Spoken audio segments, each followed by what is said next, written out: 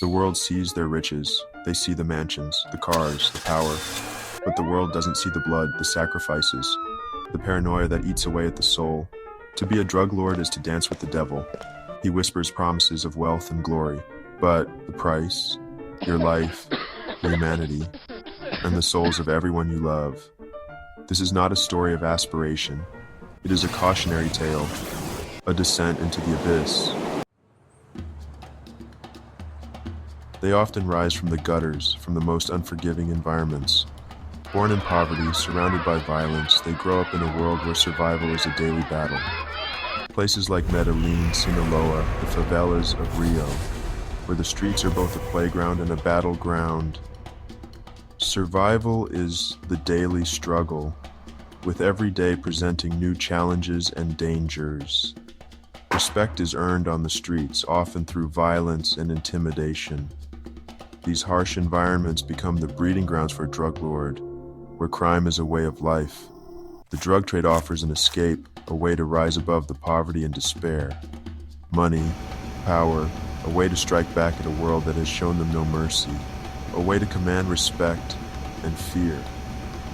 Look at Pablo Escobar, a kid from the slums who built a cocaine empire, becoming one of the most notorious figures in history. Or El Chapo, who rose from rural poverty to become a billionaire outlaw, evading capture for years.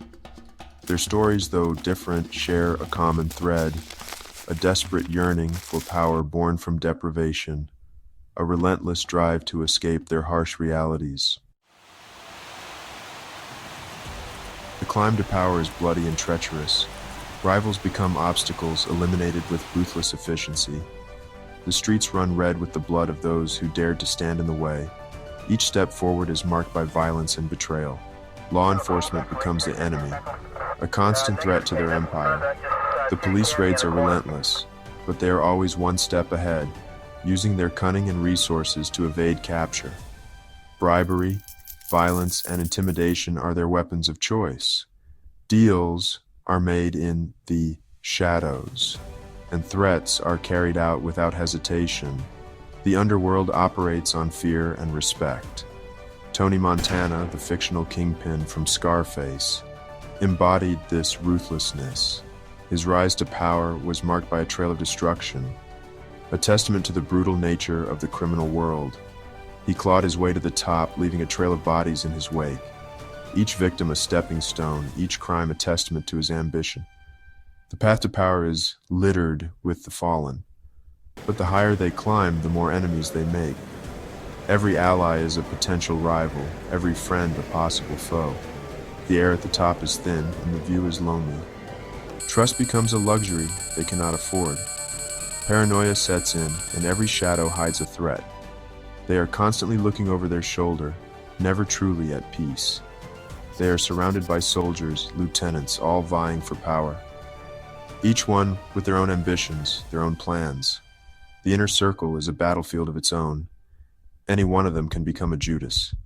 Betrayal is always a heartbeat away, and trust is a fragile, fleeting thing. In this world, loyalty is bought and sold, and betrayal is the currency of power. In the end, they all fall. Betrayal is inevitable. The shadows of their past catch up with them, no matter how far they run or how high they climb. The allure of power and wealth blinds them to the dangers lurking in every corner. The law catches up eventually. Escobar, gunned down, his reign of terror ended in a hail of bullets, a stark reminder that no one is untouchable. El Chapo extradited, his empire crumbling. The walls of his fortress couldn't keep the law at bay forever. His downfall was as dramatic as his rise. Tony Montana, buried under his own ambition, his dreams of grandeur shattered by his own hand. A tragic end to a life of excess and violence. Their wealth becomes their curse, their power a mirage. The riches they amass only serve to isolate them, turning friends into foes and allies into adversaries. They die young, often violently.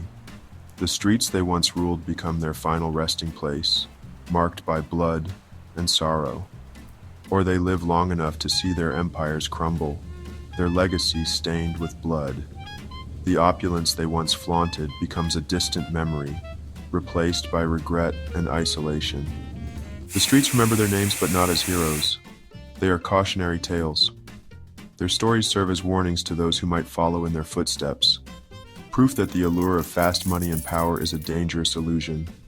The price of their ambition is paid in blood and tears, a deadly game with no winners.